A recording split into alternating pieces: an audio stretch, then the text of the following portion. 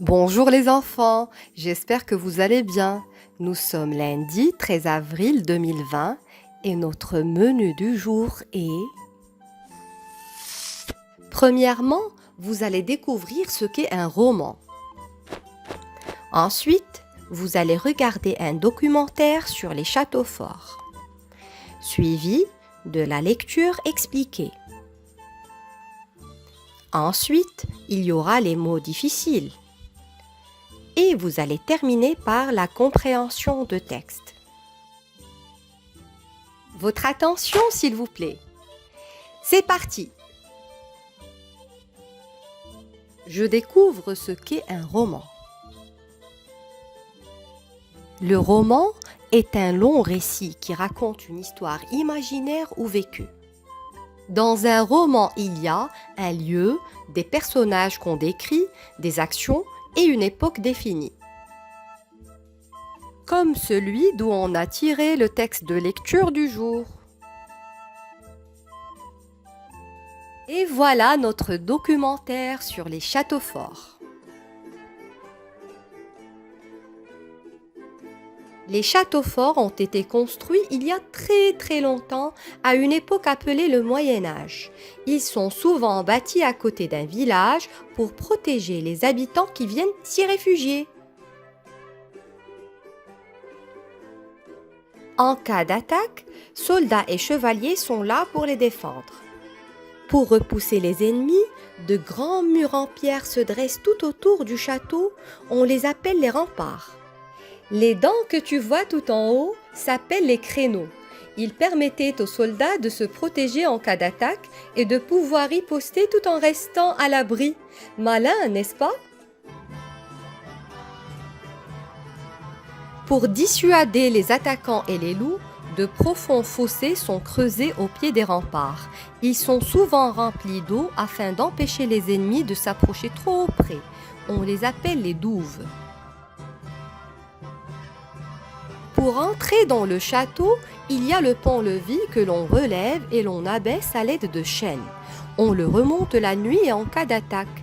Derrière, il y a une herse. C'est une lourde grille en fer particulièrement solide.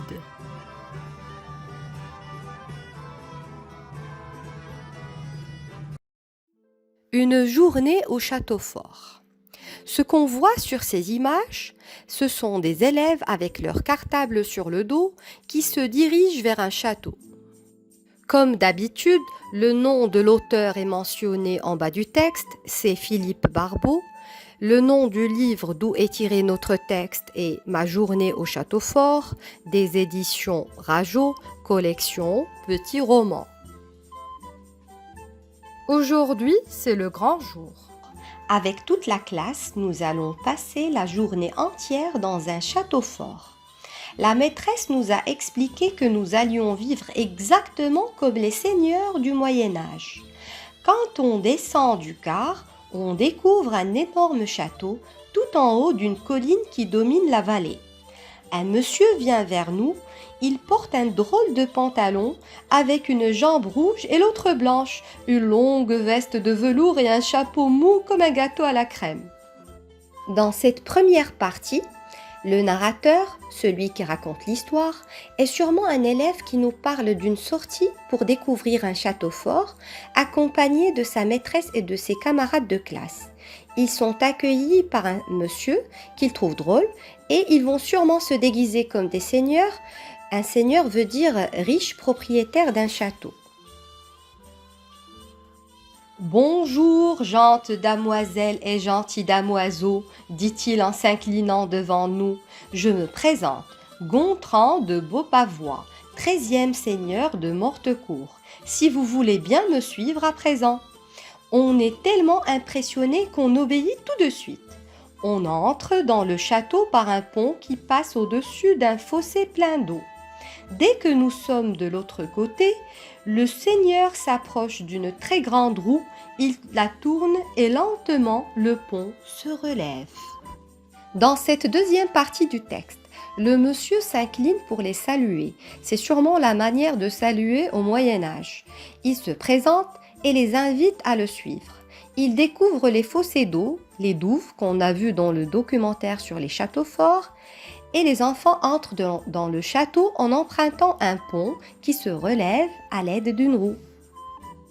Ceci est un pont-levis, explique-t-il. Il permet de se protéger des attaques en s'enfermant dans le château. Parce que vous avez des ennemis ? Demande Charles intéressé. Le Seigneur nous toise avec des yeux terribles et gronde. Il y en a quantité dans le pays, des affreux, des méchants, des barbares, des sanguinaires. Nous nous regardons, inquiets. La maîtresse tente de nous rassurer d'un sourire. Le Seigneur traverse la cour, pousse une porte et nous dit « Si vous voulez bien me suivre, à présent ». Dans cette dernière partie du texte, le monsieur leur explique ce qu'est le pont-levis. Ils sont surpris de l'existence des ennemis et il les regarde d'un air un peu désagréable et leur parle des barbares, des sanguinaires. Ce sont les méchants d'autrefois en fait. Leur maîtresse les rassure avec un sourire et ils continuent leur découverte.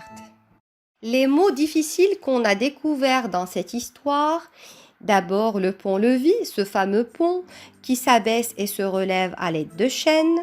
Il y a les barbares et les sanguinaires, c'est les méchants d'autrefois. Et il y a le seigneur, c'est le riche propriétaire d'un château.